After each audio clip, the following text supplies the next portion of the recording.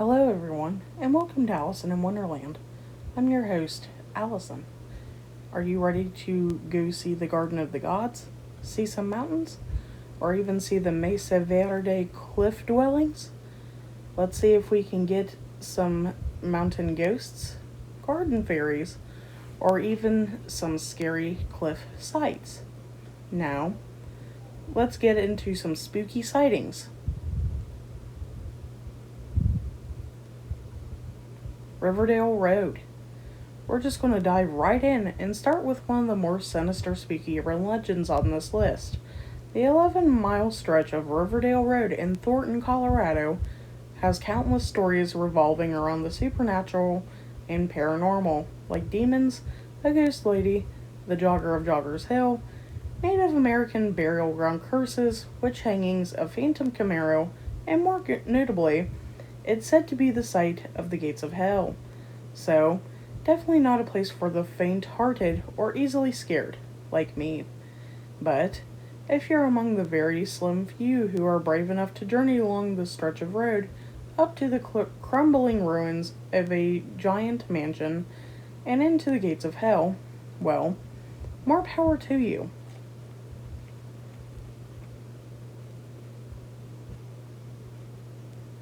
Joggers Hill. Legends say that a jogger was struck by a car while running along the dirt road. Any normal person would get out and check on the jogger. But then there wouldn't be a legend if that'd been the case.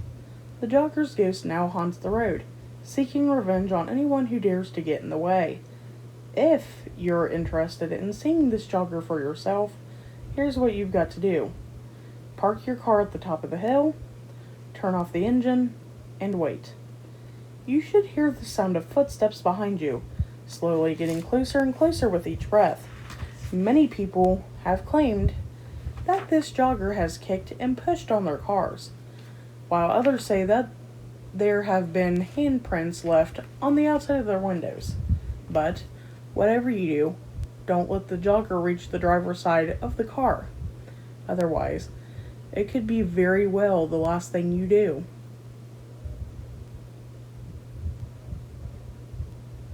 Phantom Camaro. Back in the 1970s, a black Camaro was cruising along the road and ended up crashing, ultimately killing the driver. Nowadays, if you come across a black Camaro while driving down Riverdale Road, I highly suggest you turn back, especially if said Camaro has a busted headlight. That's when you hightail it out of there, and whatever you do, don't try to race it. As the myth claims, if you race the Phantom Camaro, you'll only be racing towards your death, a race you definitely don't want to win.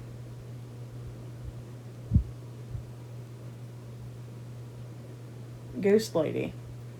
It's said that the man who built and lived in the Treat Mansion along the 11-mile stretch long lost his mind one night and burned it to the ground, killing his entire family as they slept.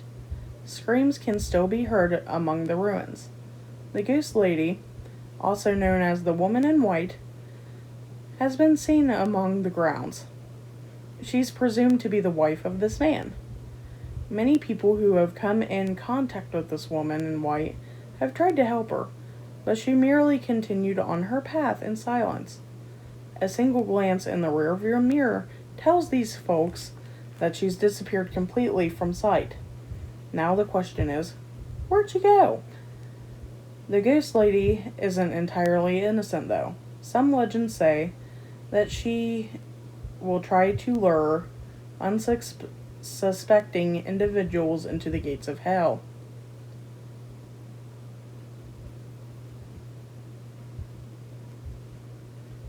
Hatchet Lady of Red Rocks. Red Rocks is a staple of Colorado. If you haven't seen a concert there, then it's likely you've walked along its trails or vice versa. The point is, it's a big deal for Coloradans. Red Rock holds a special place in all of their hearts, but what if I told you it's home to some eerie and paranormal tales? Would you still want to see your favorite band play when there's something lurking in the shadows, watching your every move? One of the more popular and well-known legends surrounding Red Rocks is that of the Hatchet Lady. She wasn't always known as the Hatchet Lady, though. In fact, many stories say that this woman, old Mrs. Johnson, would pull a coat over her head and carry around a hatchet in order to ward off her daughter's suitors. Apparently, she wasn't a fan of young love. She, of course, has tales that make her into a headless ghost that scares off couples who are getting a little too frisky in the shadows.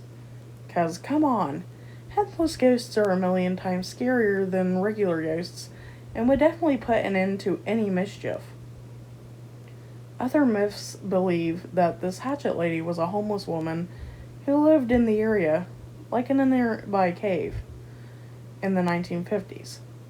And instead of going after young lovers, she'd go after children. Any young kiddos who ended up a little too close for her liking would be killed, and she'd hide their bodies and severed limbs around the grounds. So, a word of advice: don't stray too far from the marked paths and stick together.